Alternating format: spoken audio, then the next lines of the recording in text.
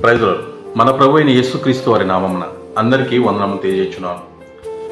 2025 సంవత్సరము జూలై నెల 10వ తారీఖున తండ్రి దేవుడు పరిశుద్ధ గ్రంథం నుండి ఈరోజు మన కొరకు వాగ్దానము పంపినారు.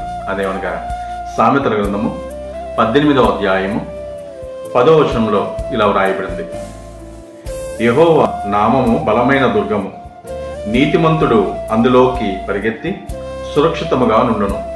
అవును, దేవుని పేరు ఆయన వ్యక్తిత్వాన్ని, గుణ లక్షణాలను సూచిస్తుంది.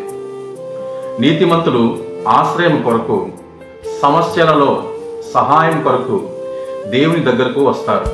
కానీ పదవుల మీద, అధికారం మీద, ధనం మీద ఆశ ఉన్నవారు జీవితంలో తుఫాను చెలరేగిన సమయంలో కూడా ధనం తమను కాపాడుతుంది అనే నమ్ముతారు, కానీ దేవుని సహాయం కోరరు.